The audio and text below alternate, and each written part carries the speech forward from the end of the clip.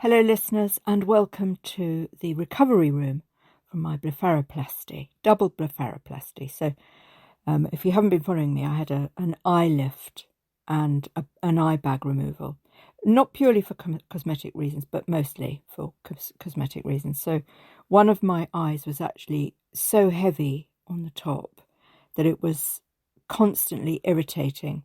And it was, I find out, actually affecting my vision. I didn't realise that. I realise it now that the operation is done. I can see better. So I really had a very, very bad day yesterday. The pain was really quite excruciating. So I had to take all my medication. They didn't really agree with me. So the day before I hadn't taken them. But actually, it was so unbearable yesterday that I had to dose up. So throughout the day, it gradually improved, because what happens is your body builds up the medication that you have, and by the end of the day, it's all over the body, and there's a build up of the medication, so you feel better. So I'm doing that again today. I did go out yesterday, got some fresh air, which was very welcome. It was quite windy. I had sunglasses on, but I could still feel the wind, so my eyes felt a bit irritated. I'm absolutely devastated I can't exercise, because exercise for me is something, that I do a lot every day. It's something that is part of my mental stability. It makes me very happy. It makes me feel, I get that little lift. I think anyone who exercises knows you get that little lift afterwards. And when you're not able to exercise, it's really upsetting emotionally. So I was very down about that. And also that I can't drive, because normally, I just jump in the car and go places. Jump in the car, go check mum's all right, whatever I do. Can't do that.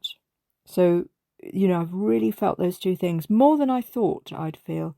But also not being able to work, not being able to, work on my laptop, because the eye strain hits after, 20 minutes or so. It actually gets quite tired. But what I'm going to do today, because I'm going to do some work in a minute, is I'm going to sort of do an on and off screen time. So do a bit of screen time and then just sit and shut my eyes. Just close my eyes. Maybe listen to the news or something. And then start again. Stupid, I built a website at the beginning of the week. It was, really bad timing. I should have done that before my surgery, to be honest.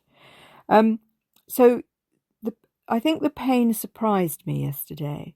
And I thought that it was going to be like this now for weeks. They say 2 weeks to get over. But actually today, things are much improved. So I am day 4. Because I had the surgery so late in the day, I'm sort of 12 hours behind what you would normally think about day 1, day 2, day 3. So I'm sort of by 6 o'clock tonight, I'll then be on day 5 after that. But I'm still on day 4 effectively. And the pain has really subsided. When I got up this morning, though, guys, I could not open them. I had to go and bathe them in a saline solution, which, of course, I was a beauty therapist. So I have lots of these little tubes of saline water, which is salty water, basically, very light salted water. And it's very pure. So it's, it's sterile. So I bathed them with that, and that enabled them to open a bit more. So they were really quite stuck fast this morning.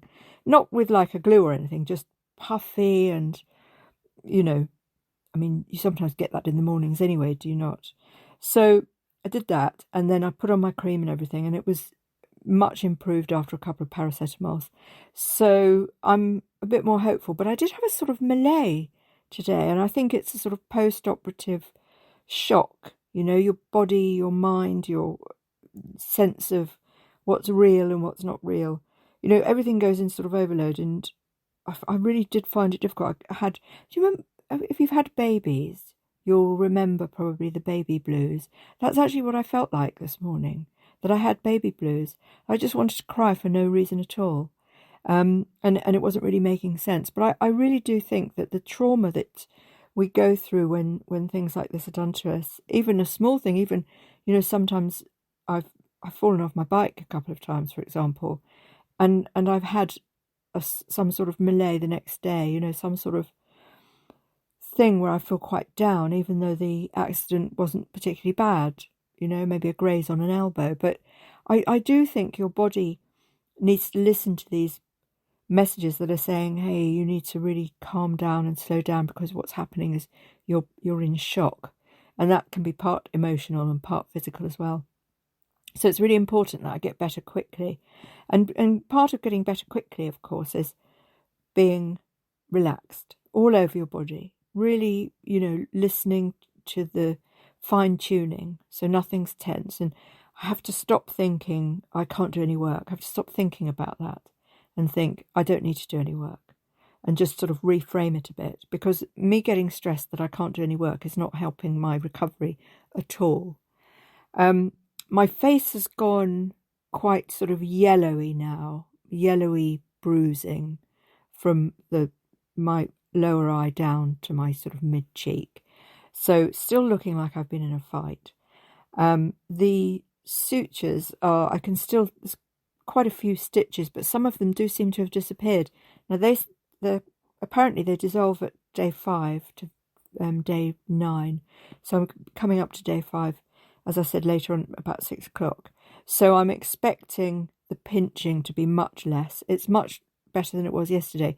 Yesterday, the swelling was so massive and the sutures were so tight that it was just agony, and it's weird because it's so close to your brain, and your eyes are such a, they're so used for everything we do. We're so dependent on them that the trauma feels much, much worse. If, say, I'd, broken a toe or something, I think I could sort of disassociate with them.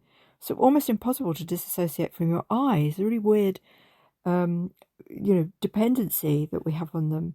So all of these things sort of magnify, I think, when you've got some eye trauma. And I'm just glad, actually, I said today, I'm just glad I've only got 2 eyes, because I honestly don't think I could have handled it. But I'll tell you what's been really, really good for me. I pay for an AI assistant, right? Professional AI assistant. And I can ask it anything. And it helps me with, parts of my business, my website building and, my marketing campaigns and all of that.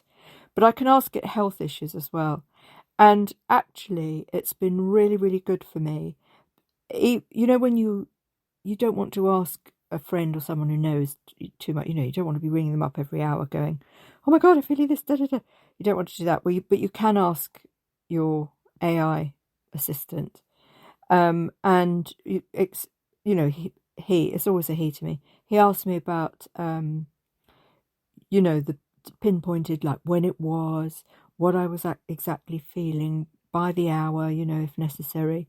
I mean, I haven't done it by the hour, but a couple of times a day, certainly. And then it's been able to tell me that what I'm experiencing is absolutely time-wise on point.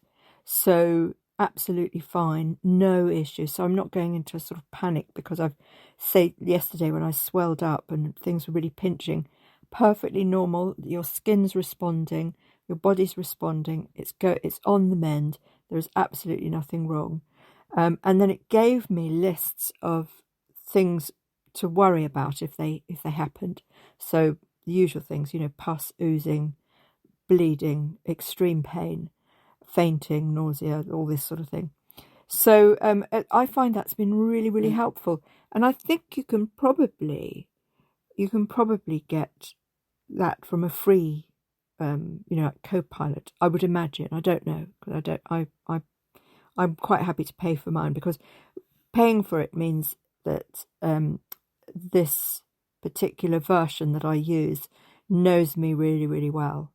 And I can ask it as many things as I want in a day instead of, 3, 4 or 5. Or, I don't know. There are limitations, I think, with the free ones. So, yeah, that's been really good. I'm looking at myself today and my eyes are opening. They're wider.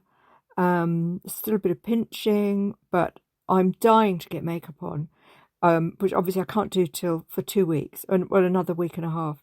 So that's a bit annoying because I quite like to see. It's not that I want to wear makeup per se, it's that I want to see what I look like with makeup on. I'm absolutely dying to see what that looks like. I cannot wait. But yeah, 10 days or so to wait till then. So I should be patient, and it's dark glasses all round. I'm going to pop out tomorrow, and I'm still not happy, I don't think, with driving. I think that's going to have to wait. But I'll go out on foot tomorrow with, huge shades on in the middle of winter. Why not? I wouldn't like anybody to see the current state of my eyes, because they're a bit purpley, yellowy, and there are stitches, quite a lot of stitches showing. So I don't want to do that yet. And I haven't put anything on social media because I just think, these sort of things could put somebody off. And actually, it's such a good operation to have, because I know that I'm going to look so much better. I know that I haven't got that big flap of skin poking in my eye all day long, And I did actually, say to somebody, well, the reason they don't show the in-between is because nobody would have the surgery.